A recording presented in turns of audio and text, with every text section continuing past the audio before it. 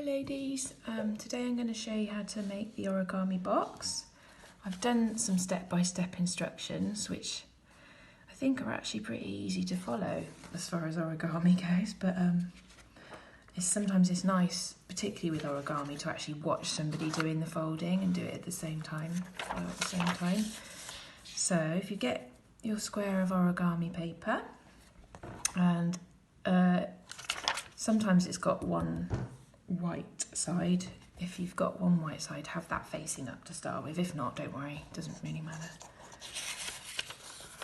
So you start by folding the paper in half, and it's always worth being as neat as you can. Line up the edges as closely as you can together, and whenever you do a fold, go over it with your nails to make it really well defined. So turn your paper 45 degrees and then do the same fold, but the opposite way.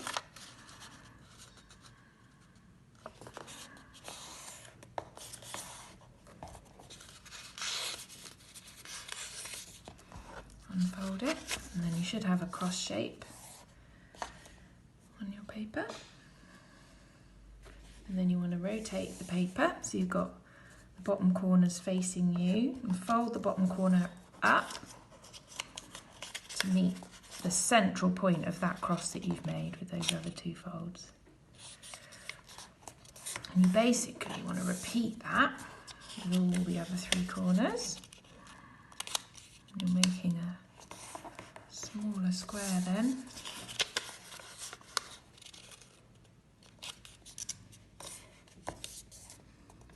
There's loads of different ways to make this origami box, but I've tried so many different ways, and I think this is the simplest.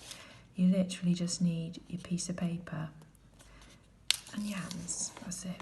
Don't need any scissors or anything else. Potentially at the end you could use a little bit of glue just to hold it in place if it's not staying. A little bit of Pritt stick. Ooh.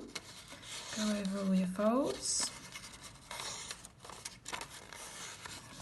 Right, the next step is to fold the bottom edge of this smaller square up to the middle, like that.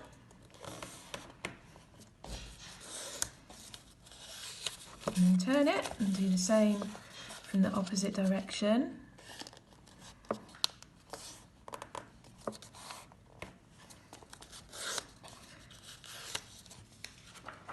And then you want to unfold that, what you've just done.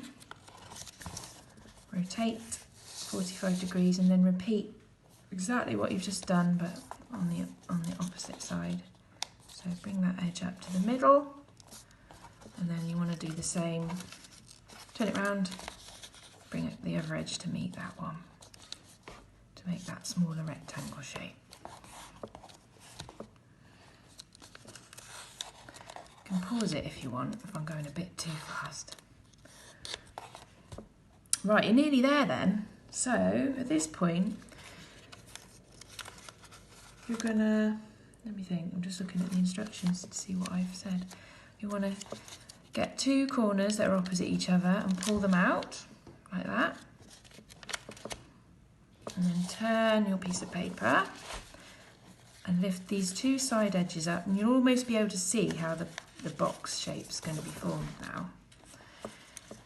So hold your sheet of paper like this, bring the two edges up, and then here you'll see there's two creases. You want to tuck your thumbs into them and tease this end up, and you can see then how it kind of naturally forms the edges. You've got three sides of your box now. If you fold that down and in, just go over the edges if you need to with your fingers, and then turn it round and lift this last corner up by teasing your thumbs into these creases,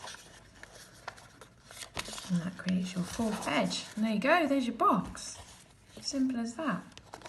And then to make the other side of your box, you just want to make your square, your second square, ever so slightly smaller. I'll just quickly show you. If you do it like this, if you get your next piece of paper, fold it like this and just leave about